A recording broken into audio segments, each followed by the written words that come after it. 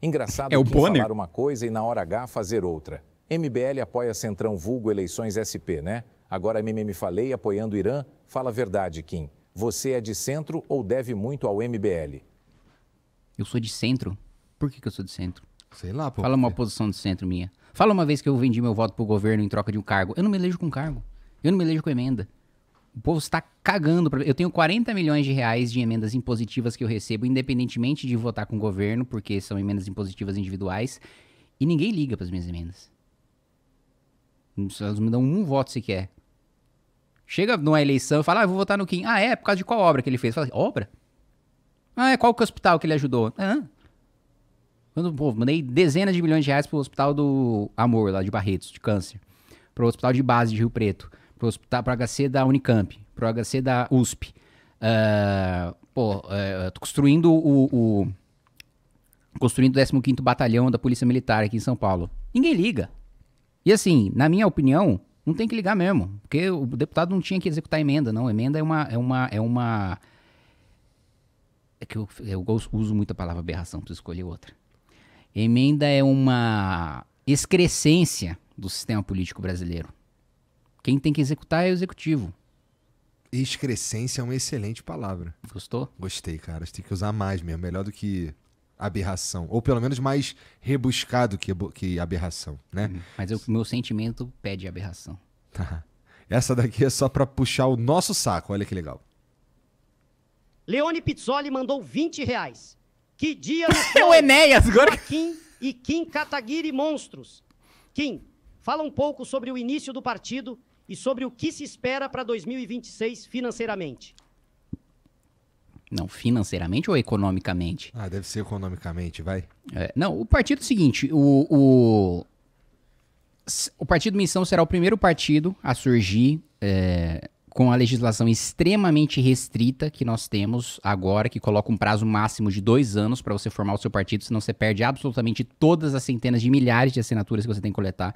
Então a gente coletou 900 mil assinaturas. Você precisa validar 590 mil, acho que a gente já validou uns 570 mil, né? Acho que no máximo em 2 semanas nós vamos ter validado todas. Só vai restar o julgamento dos estatutos pelo TSE. E a gente já fica pronto e já disputa as próximas eleições, sem ter que pedir licença ou negociar com nenhum partido a própria independência ou o próprio discurso, como eu tenho que fazer toda eleição, sem depender de ninguém para disputar a eleição majoritária, para o Senado, para o governo do Estado, para a presidência da República, depois de 2028 prefeitura.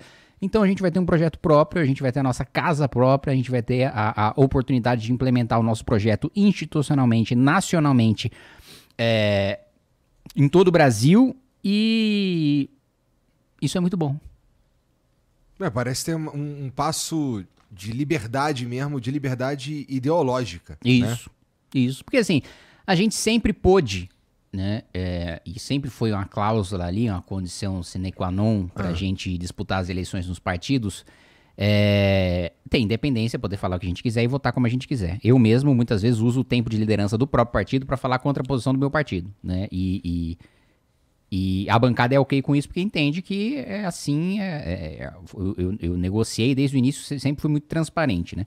Isso é uma coisa que é respeitada dentro do Congresso. É uma vantagem pros caras ter você recebendo voto pra caralho no partido deles, né? É isso. Aí o ponto negativo é justamente a gente não ter a possibilidade de montar chapa, né? Então os meus votos, por exemplo, em 2022, o Guto Zacarias foi candidato a deputado estadual, venceu, né? A Amanda Vettorazzo foi candidata, o Renato Batista foram candidatos. Os dois perderam, ficaram de primeiro e segundo suplentes. A gente poderia, se tivesse montado uma chapa própria, ter eleito 2 ou os 3 até, né?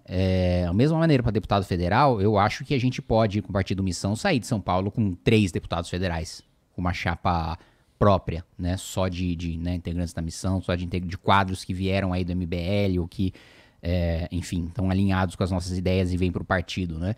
E vem para o partido, eu acho que o nosso filtro inicial ele é muito bom porque não existe nenhuma vantagem em disputar pelo Partido Missão. Isso para uma pessoa de fora. Porque assim, a gente não vai ter fundo partidário, porque é a nossa primeira eleição, a gente não vai ter tempo de TV, então a gente não vai ter nada. As nossas chapas vão ter, não vão ser fáceis de ser montadas, então só vale a pena se o cara de fato estiver lá acreditando. se ele estiver fazendo política por propósito. Porque senão, não vale a pena ele ser oportunista com a gente. Vale a pena ele colar num PL do Valdemar do Bolsonaro, que tem dinheiro, tem o voto de legenda do Bolsonaro, tem o tempo de televisão, ou um partido do Centrão também, que vai dar 2,5 milhões, 3 milhões pro cara disputar a eleição de deputado, né? Enfim. PSD é um partido grande pra caralho. O Kassab é conhecido por ser um grande, digamos, artista político, Sim, né? Porque sim, de fato. ele é governo Tarcísio, né? Ele é secretário responsável pela articulação política. E em Brasília ele é Lula. Ele é os dois ao mesmo tempo. Então, Mas isso precisa de muita habilidade. muita habilidade, lógico. Não é fácil equilibrar isso aí. Não tô dizendo que é certo, mas não é fácil. Tá. Vamos lá. Olha esse daqui é interessante, ó. Big D mandou R$30. Neymar. Kim, qual sua opinião sobre o julgamento que tramita no STF em relação ao suposto golpe de Estado? As dinâmicas e garantias processuais penais estão sendo cumpridas no estrito rigor da legislação? Não, acho que não. Eu acho que sim, no mérito, né? Se a gente for discutir o mérito do processo, eu acho que sim, é inegável que o Bolsonaro chamou os 3 comandantes das Forças Armadas, né? Mostrou a minuta do golpe pra eles e perguntou quem iria apoiar, a ponto do comandante do Exército dizer o seguinte: eu não vou apoiar e se você levar isso pra frente eu vou te prender. Aí o Bolsonaro peidou pra trás e não fez mais nada. Mas isso configura... Peidar pra frente é difícil também. Não, você pode peidar e utilizar o impulso do gás, né? Pra... Entendi.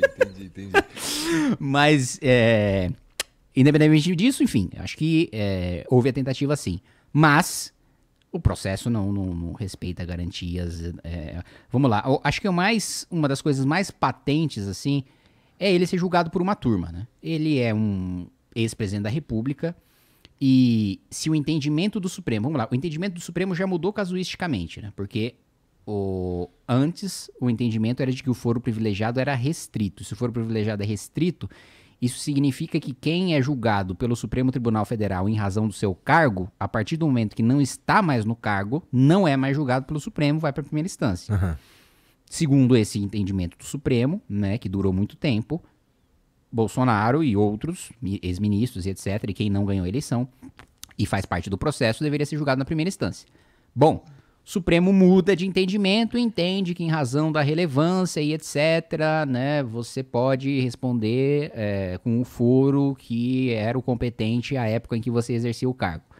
Pois bem, se esse é o entendimento, que esse foi o entendimento do mensalão, o julgamento então tem que ser pelo plenário. Porque se o argumento é da relevância, do interesse público e etc., então todos os ministros do Supremo têm que julgar porque é um caso dessa importância, como defende o Fux, tá? Uhum. Agora, só para fazer um travessão aqui em relação ao Fux, porque eu vejo assim, as pessoas são tão carentes de ver um posicionamento coerente ou correto de um ministro do Supremo, que qualquer um que em qualquer momento solta qualquer posicionamento, de repente, puta, esse cara é foda, é isso aí, ele é bom mesmo. Mas, gente, calma, menos, tá? Fux foi o cara que sentou 2 anos no liminar concedendo auxílio e moradia para todos os juízes, inclusive aqueles que trabalhavam na cidade em que eles moravam, né? Então, vamos, né? Não vamos ficar tão carente assim, o cara dá uma gotinha, você, é Deus! Não.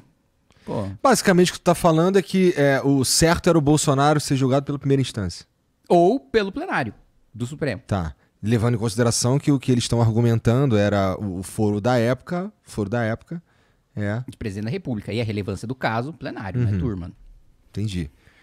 E o histórico, mensalão. Mas o que assim, se tu fosse... Vamos lá, tu não é deputado... Não sei se tu pode responder essa, mas eu vou lançar assim mesmo. Onde que tu acha que ele devia ser julgado? Eu acho que o entendimento mais fiel à lei é dele ser julgado na primeira instância. Que é o que ele gostaria, inclusive. Provavelmente. Né? Sim, não é o que ele gostaria, ele me falou. Ah, é? Ele falou aí, sentado na mesma cadeira que você tá, inclusive. Na mesma? Exatamente a mesma cadeira. Nossa, então eu tô aqui cheirando o peido de Jair Bolsonaro. Não, você tá você tá em contato com o peido do Jair Bolsonaro.